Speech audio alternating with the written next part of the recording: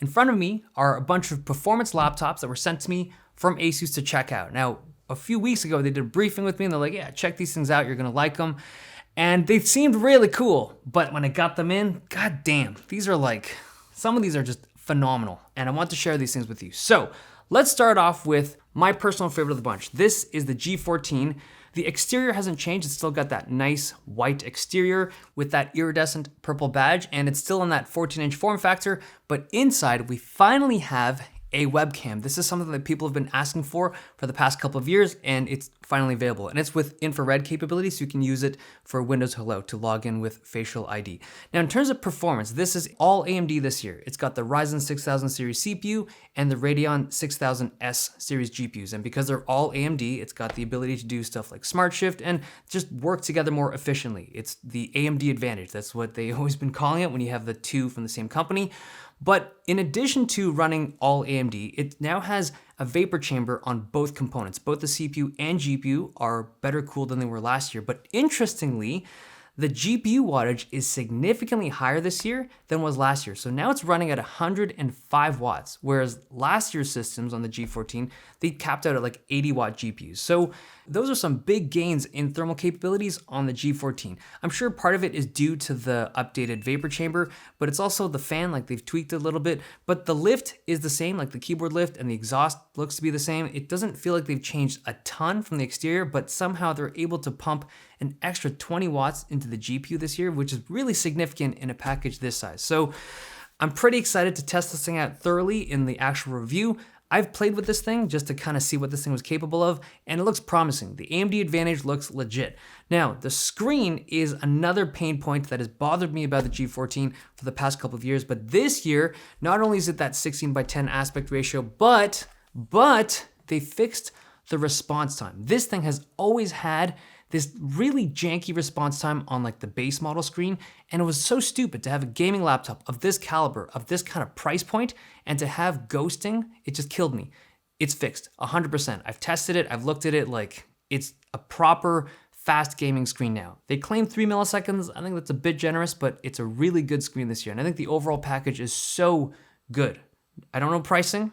Hopefully it's not crazy, but yeah, the G14, it's on point. Now, internally, this is gonna be taken with a grain of salt because it's an engineering sample. I don't know how close the layout will be to the retail unit, but you get one slot of DDR5 that's replaceable, and then you have another 16 gigs that's soldered on board, and you also have one slot of PCIe 4 NVMe. And it's a pretty similar kind of loadout from the previous generations, but it's just an overall way better package. I think this is just like, it's on point this year. So there you have it, G14. Okay, moving on to my personal laptop right now that I use right now is the G15. Now, this product has also been updated this year. It's got the updated 6000 series AMD CPU, but they're sticking with NVIDIA, so up to a 3080 Ti.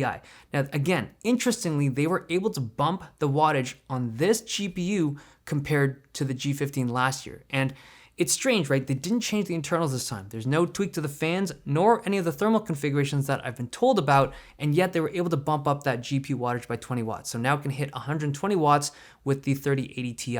And it's just strange, right? It's significant, again, in a package this size, to be able to jack up that wattage like that.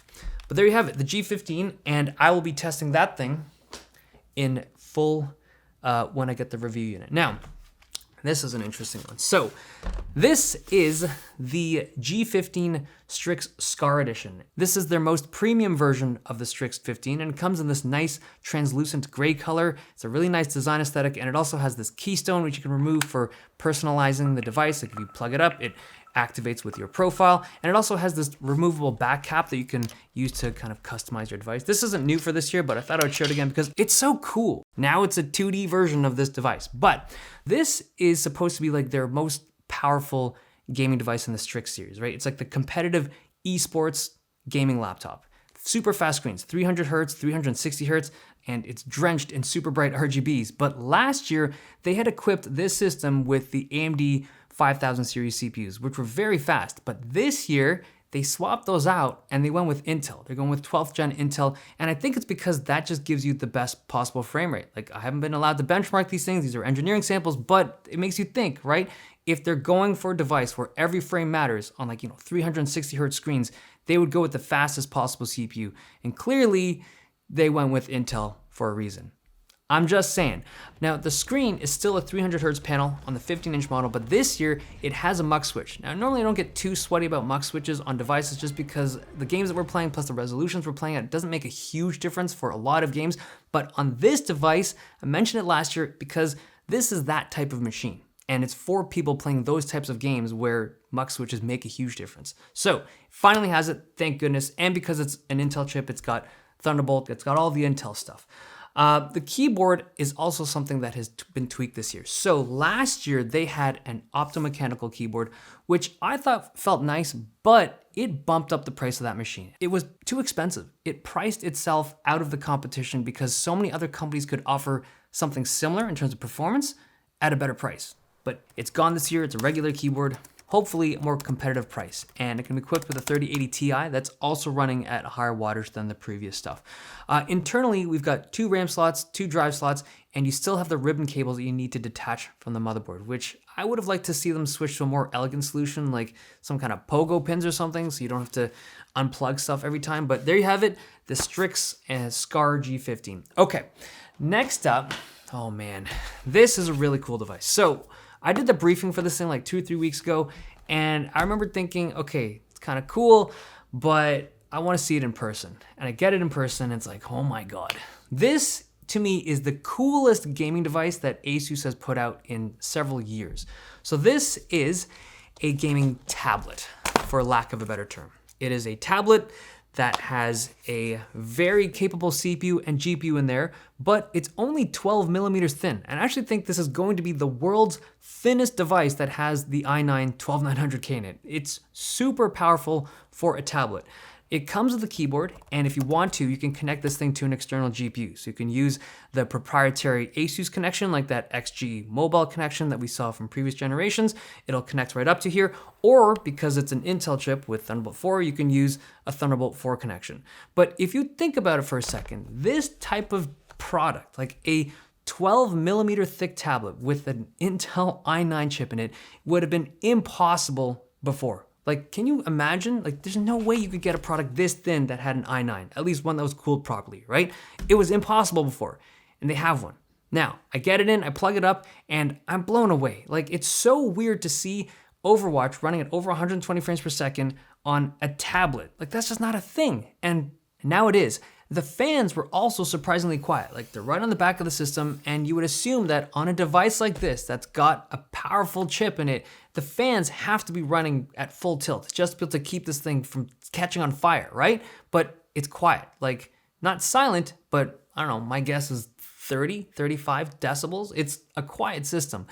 I don't know how long it can maintain a boost clock. Again, I'm not benchmarking and testing this stuff. I'm just like playing a casual game of Overwatch, but yeah, man, this thing it's something special. Now, on the back, you have this kickstand, so you can position the screen to whatever angle that you'd like, and there's also this red rubber tab to help you pop it up in a kind of easier fashion. There's also a camera for the people that are interested in photography with their tablet, but there's also the signature aesthetic on this thing. It's this window that looks right into the PCB of the system. Now, it looks like there's some kind of shielding with a design on it, and I think it's a nice touch to have this RGB lit window. It's pretty cool. However, there is a bit of a issue with this thing. So if you use this tablet and you're carrying it around, you have to place it down, like if you rest it on a table, window side up. Like, it just has to be that way, because if you put it in a regular manner, like this is how I normally put like a Surface product, there's a wobble to it, and you run the risk of scratching the window or the surface that it's on. So rainbows up to the sky. I do think it's like, you could be like walking in class and some dude's like, hey man, that's a nice Microsoft Surface you got there. Hell no, dude, I'm a gamer. Because it's all about the gaming window. Okay, the keyboard. So this is a detachable, magnetically attached keyboard, and it feels really good. It types nice, it's got a lot of travel, it's got RGB lighting, and the front of it has the Alcantara finish that you would see with most of the Surface keyboards, but the whole package is way cooler than I thought it would be. It's such a neat device, and I feel like if I wasn't making YouTube videos and like I didn't need a powerful GPU for my system, like, I would strongly consider picking this thing up. Okay, there you have it, the Z13.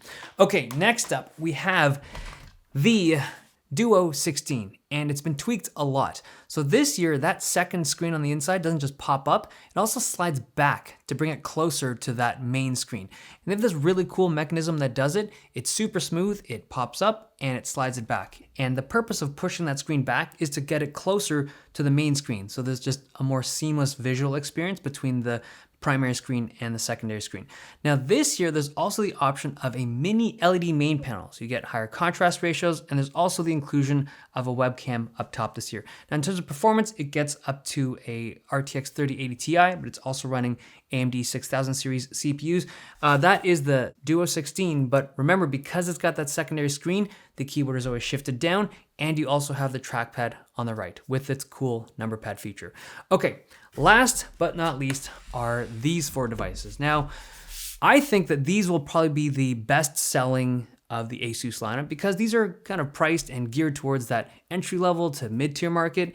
These are the A15, the F15, as well as the Dash F15. Now, let's start off with the bottom 2. So the A15 and F15, A stands for AMD equipped ones, F stands for Intel equipped ones. And what's interesting about all 4 of them is that they share the same kind of chassis and design, but they will change the thickness of the bottom panel depending on the thermal requirements of the device. And I think it helps to keep the cost down, like by sharing so many components across the different product lines. There's a lot of what I would imagine to be saved costs, which hopefully pass down to the consumer. Now, last year they came out with the Dash F15, and this was a white device that is arguably the best looking laptop that has ever existed. But that thing had a 4-core CPU that just did not make sense for a $1,700 gaming laptop, but they were willing to toss that thing out the window and replace it with the new Dash F15. It comes in black and it comes in white. Now, it's no longer fully metal. It's got a metal top panel. It's got plastic on the inside, but the overall product is so much better than what they had last year. And I swear, Asus, I haven't tested this stuff or benchmarked it. I mean, that's the thing I have to say, right? But I'm excited. And I feel like this year, if you're a viewer that's been like looking for a new laptop, you have someone that's like 3-4 years old, this is a really good year to get in on devices. Okay, I hope you guys enjoyed this video. Thumbs if you liked it, subs if you loved it. I'll see you guys next time, and I'll be reviewing most of these, maybe all, but most of these when I get the actual review units in.